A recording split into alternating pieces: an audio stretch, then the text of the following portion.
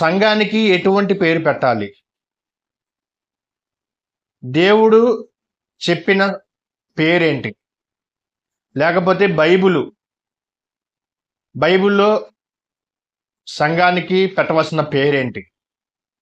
మన సొంత నిర్ణయాలు, ఆలోచనలు బైబిల్ మీద ఎప్పుడు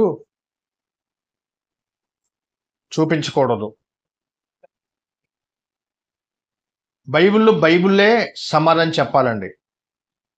ఈరోజు చాలా సంఘాలు మనకి కనబడతా ఉంటాయి. వాటి పేర్లు ఏంటంటే కార్మెల సంఘం అంటారు, తర్వాత లూథరన్ చర్చి, తర్వాత పెంతికోస్తు సంఘం అని, తర్వాత ఐపిఎస్ సంఘం అని, తర్వాత కృత నిబంధన సంఘం అని, గోదావరి క్రిస్టియన్ సంఘం అని, ఇలా రకరకాలమైన పేర్లతో నేటికి సమాజంలో పిలవబడుతున్న సంఘాలు ఎన్నో ఉన్నాయండి. లూథరన్ అంటే విప్లవ నాయకుడి పేరు పెట్టుకుంటారు ఏమండి. అలాగే పెంతుకోస్తు అంటే ఏంటండి? పండగ దినం, అదొక పేరు. సముద్రాల పేర్లు, గుట్టల పేర్లు ఏమండి, నగరాల పేర్లు, పట్టణాల పేర్లు ఏమండి, ఇంకా నదుల పేర్లు, ఇవన్నీ మనకి సమాజంలో కనబడతా ఉంటాయి. అసలు సంఘానికి ఎటువంటి పేరు పెట్టాలి? వాస్తవంగా పేరు పెట్టే అర్హత మనకు లేదు. ఆల్రెడీ దేవుడు ఒక పేరు ఏర్పాటు చేశాడు. అది ప్రపంచం మనుషులందరూ ఎవరైతే బోధకులుగా పిలువబడుతున్నారో, ఎవరైతే సంఘం నడిపిస్తున్నారో వారందరికీ తెలియాల్సిన సంఘం పేరు అదే క్రీస్తు సంఘం అని పెట్టాలి. ఒక మాట చూపిస్తానండి. ఫిలిప్పీలు రాసిన పత్రిక అపోస్తలుడైన పౌలు గారు ఫిలిప్పీ సంఘానికి రాస్తూ 2వ అధ్యాయం 11వ వచనం చూడండి. ప్రతి వాని నాలుకయు తండ్రి అయిన దేవుని మహిమార్థమై యేసుక్రీస్తు ప్రభువని ఒప్పుకొనున్నట్లును దేవుడు ఆయన అంటే ఎవరండి? యేసుక్రీస్తు వారిని అధికముగా హెచ్చించి ప్రతి నామమునకు పైనామమును ఆయనకు యేసుక్రీస్తు వారికి అనుగ్రహించును. భూమి మీదకు వచ్చిన ప్రతి మనిషి ఏమండి, ప్రతి ఒక్కరూ ఎవరిని తెలుసుకోవాలంట? యేసుక్రీస్తు వారిని తెలుసుకోవాలి. ప్రతి నాలుక యేసుక్రీస్తు వారిని స్తుతించాలి. ప్రతి ఒక్కరూ యేసుక్రీస్తు వారిని దేవుడిని తెలుసుకోవాలి. నువ్వు మంత్రివైనా, ధనవంతుడివైనా, నువ్వు యాక్టర్వైనా, ఏమండి డాక్టర్ అయినా, ఎవరైనా సరే, నువ్వు ధనికుడువైనా భేదవాడివైనా సరే, ప్రతి ఒక్కరూ సామాన్యుడివైనా శాస్త్రవేత్తవైనా ప్రతి ఒక్కరూ యేసుక్రీస్తు వారు ఏమండి ఆయనను ప్రభువు అని ఒప్పుకున్నట్లు. ఇప్పటికీ ప్రపంచంలో సుమారు 800 కోట్ల మంది ఉన్నప్పటికీ 500 కోట్ల మందికి యేసుక్రీస్తు వారు దేవుడని తెలిసింది. ప్రతి వారు ఒప్పుకుంటున్నారా? యేసుక్రీస్తు వారు దేవుడే. అంతేకాదండి, అన్నిటికంటే పైనామం ఎవరండి? యేసుక్రీస్తు వారే. అన్ని నామములకు పైనామమును ఆయన అనుగ్రహించాడు యేసుక్రీస్తు వారు. ఏమండి, అంటే మనం సంఘానికి పెట్టవలసిన పేరేంటి? సంఘానికి అంటే ఐడెంటిఫికేషన్ పేరు, అర్థమేనండి? ఐడెంటిఫికేషన్, ఫలానా అని మనము గుర్తించడానికి పేరు. సంఘము ఎప్పుడు ప్రారంభమైంది? ఏమంటే సంఘం ఎప్పుడు ప్రారంభమైందండి? అపోస్తల కార్యాల్లో ఉంటుంది. పెంతెకోస్తు పండగ దినమున ప్రారంభమైన సంఘము అదే క్రీస్తు సంఘము. అర్థమైందండి? పెంతెకోస్తు పండగ దినమున ప్రారంభమైన సంఘమే క్రీస్తు సంఘము. సంఘం ఎవరిది? సంఘం ఎవరిదండి? అసలు మనం ఏ పేరు పెట్టాలి? మనం పేరు పెట్టే అర్హత మనకు ఉందండి సంఘానికి? ఆలోచించండి. మన కొరకు ప్రాణం పెట్టింది ఎవరు? క్రీస్తు. మన మన మన పాపాలను ఎవరు భుజం మీద వేసుకున్నారు? క్రీస్తు. మనల్ని రక్షించడానికి భూమి మీదకి వచ్చింది ఎవరు? క్రీస్తు. అటువంటిది క్రీస్తు పేరు పక్కన పెట్టేసి ఈరోజు రకరకమైన పేర్లతో, రకరకమైన సిద్ధాంతాలతో, రకరకమైన పద్ధతులతో ఈరోజు వెళ్ళిపోతున్నారండి. బైబిల్ ఒకటే చెప్పిందండి, సంఘానికి పేరు ఎవరో తెలుసు? సంఘం ఎవరిది? క్రీస్తు అండి. అదే మాట యేసుక్రీస్తు వారు చెప్తారు చూడండి. మత్తయి గారు రాసిన సువార్త చూడండి, అద్భుతమైన మాట ఉంటుంది.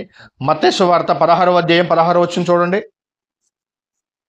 మత్తయి సువార్త 16వ అధ్యాయం. యేసుక్రీస్తు వారు మాట్లాడుతున్నారండి. అందుకు సీమోను పేతురు, నీవు సజీవుడగు దేవుని కుమారుడు అయిన క్రీస్తు అని చెప్పాను.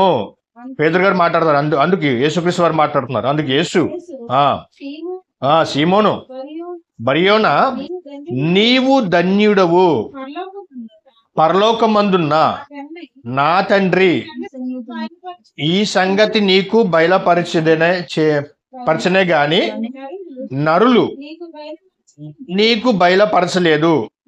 మరియు ఇక్కడ యేసుక్రీస్తు వారు మాట్లాడతారు. మరియు నీవు పేతురువు, ఈ బండ మీద నా సంఘము అన్నాడు. యేసుక్రీస్తు వారు చెప్తున్నారు, నా సంఘము కట్టుదురు అని అన్నాడు. ఎవరు మాట్లాడుతున్నారు? డైరెక్ట్ గా యేసుక్రీస్తు వారు మాట్లాడుతున్నారు. నా సంఘము కట్టుదురు అని చెప్పేసి అన్నాడు. అంటే ఇప్పుడు సంఘానికి ఎవరు పేరు పెట్టాలి? క్రీస్తు పేరు పెట్టాలండి. సంఘానికి ఎవరు పేరు పెట్టాలి? క్రీస్తు పేరు పెట్టాలి. ఎందుకంటే క్రీస్తు మన కొరకు ప్రాణం పెట్టాడు. క్రీస్తు రక్షకుడు, క్రీస్తు దేవుడు, క్రీస్తు మన కొరకు రెండవ రాకడలో వస్తున్నాడు. అంటే మనల్ని రక్షించింది ఎవరు? క్రీస్తు. అంటే సంఘము మీద పేతురుతో మాట్లాడుతున్నాడు. నా సంఘము అన్నాడండి క్రీస్తు. అవునా లేదా? అవునా కదా? నా సంఘము అయిపోయింది. నా సంఘము కట్టుదురు అంటే ఇప్పుడు ఎవరు పేరు పెట్టాలి? క్రీస్తు సంఘము అని పేరు పెట్టాలి. పేరు పెట్టడానికి మనం ఎవరు అండి? ఆలోచించండి. రకరకమైన పేర్లతో ఈరోజు పిలుస్తున్నారు. అవునా కదా? పెంతుకోస్తు అంటే పండగ పేరు. అది ఏమండి? ఒక నది పేరు యోర్దాను నది అని అంటారు. యోర్దాను నదులు ఎవరు తీసుకున్నారండి? యేసుక్రీస్తు బాప్తిస్మం తీసుకున్నారు. బాప్తిస్మం సంఘం అంటారు. ఆలోచించండి. లేకపోతే కల్వరి సంఘం అంటారు. కల్వరి అంటే ఏంటంటే లూకా గారు రాసిన సువార్త 23:33 ఉంటుందండి. కల్వరి అంటే దానికి అర్థం చెప్తున్నానండి. అంటే ఇది బైబిల్లో ఉన్నది చెప్పాలి తప్ప మన సొంత ఆలోచనలు, సొంత నిర్ణయాలు, మన సొంత మాటల్లో మనం ఎప్పుడు సంఘం మీద పేరు పెట్టకూడదండి. దేవుడు చెప్పాడు, క్రీస్తు నా సంఘము అన్నాడండి. అంటే సంఘం ఎవరిది? క్రీస్తుది. ప్రాణం పెట్టింది ఎవరు? క్రీస్తు. మనల్ని రక్షించింది ఎవరు? క్రీస్తేనండి. అలాగే మనం క్రీస్తు సంఘం పెట్టుకోవాలి. కలవరి అన్నదానికి అర్థం ఏంటండి? చూడండి ఒకసారి. లూకా గారు సువార్త 23:33 వచనంలో ఉంటుందండి. వారు కపాలమనబడిన స్థలమునకు వచ్చిన, అక్కడ కపాలము పుట్టినోట్ల కిందే ఉందండి కల్వరి. అంటే ఇప్పుడు సంఘం పేరు ఏముందండి? కల్వరి. పెట్టుకోవచ్చా పెట్టుకోకూడదా? పుర్రె అంటే ఏంటండి?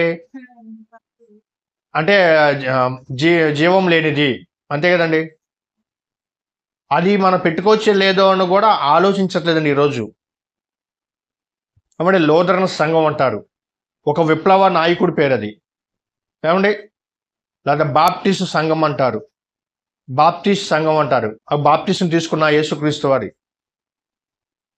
మరి కొంతమంది ఆది కాండము సంఘం అంటారు.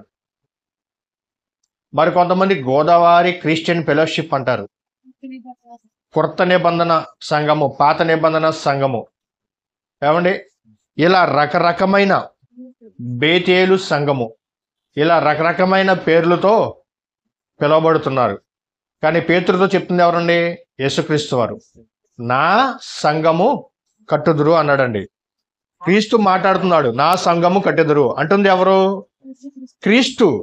ఎవరిది క్రీస్తు సంఘము? క్రీస్తు సంఘం అండి. పేరు మనం పెట్టకూడదు. ప్రభువే చెప్పాడు కదండి, మన సంఘానికి పేరు పెట్టే హక్కు మనకి లేదు. ఇప్పుడు మన పిల్లలకి మన పేరు పెట్టుకుంటాం, మన పిల్లలకి మన పేరు పెట్టుకుంటాం, ఆ పేరు పెట్టి మనం పిలుస్తాం. అలాగే దేవుడు మరి తన కుమారుడు ద్వారా భూమి మీదకి పంపించి ప్రపంచ మానవాళ్ళందరి కొరకు రక్తాన్ని చిందించినటువంటి వ్యక్తి యేసుక్రీస్తు వారు. ఆ మాట ఎక్కడ ఉంటుందండి? అపోస్తుల కార్యాలు చూడండి, 20 అధ్యాయం 28 అపోస్తుల కార్యాలు 20 అధ్యాయం 28 అండి.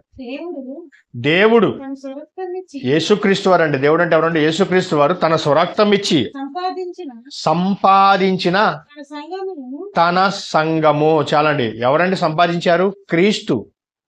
దేవుడు తన స్వరక్తం ఇచ్చి సంపాదించిన సంఘము. సంఘం అంటే ఏంటండి? ఇంగ్లీష్లో ఏమంటారు? చర్చి అంటారు. చర్చి అని ఇంగ్లీష్లో అంటారు, తెలుగులో సంఘము అంటారు. క్రీస్తులో బాప్తిసం తీసుకున్న మనమందరము క్రీస్తుని ధరించుకున్న ఉన్నాము. క్రీస్తులో బాప్తిసం తీసుకున్న మనమందరము క్రీస్తులో ధరించుకున్నాము అంటే క్రీస్తు సంఘములో సభ్యులుగా ఉన్నాము. అర్థమైందండి? క్రీస్తు సంఘానికి మనం ఎవరు అండి? సభ్యులు. దీనికి నాయకుడు ఎవరండి? క్రీస్తే, మనం కాదు.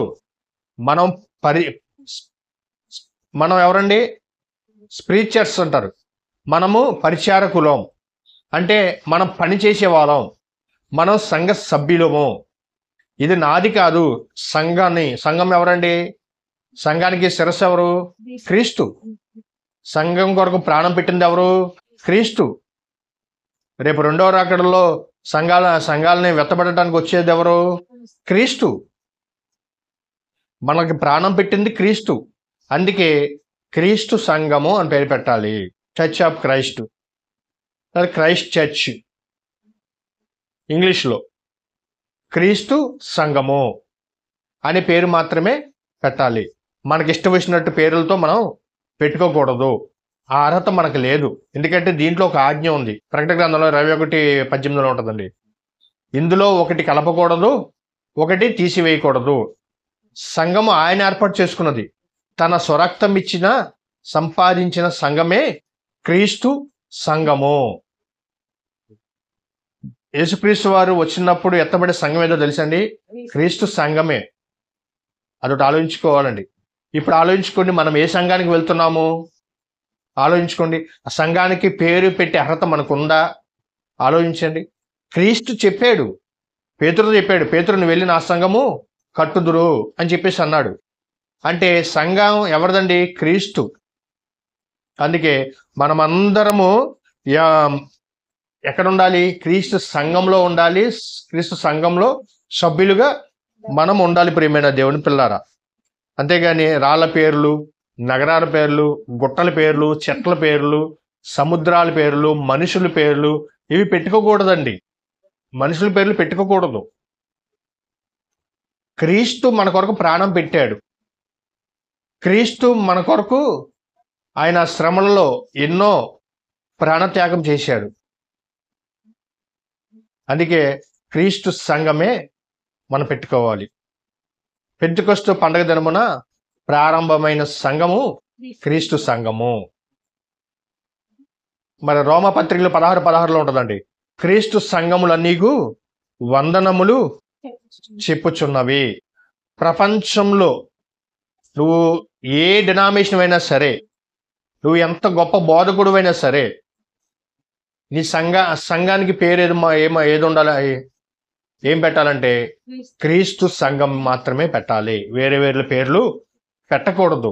వేరే వేరే కొండల పేర్లు, గుట్టల పేర్లు పెట్టకూడదు. మనుషుల పేర్లు పెట్టకూడదు. స్వరక్తం ఇచ్చిన సంపాదించిన సంఘం అండి ఇది. సంఘం అంటే ఏంటి కావండి? ఇప్పుడు ఇది ఒక మందిరం, దీన్ని సంఘం అనరు. సంఘం అంటే మనమే అండి, ఒక గుంపు. దేవుడు తన స్వరక్తం ఇచ్చి సంపాదించిన సంఘం అంటే మనుషులు, మనమేనండి, ఒక గుంపు. మనము ఇది కూడుకున్న స్థలము, అంతేగాని గోడలో సిమెంట్తో కట్టిన ఇది ఒక సంఘం కాదండి. ఇది మనం ఒక కూడుకుంటున్న స్థలము.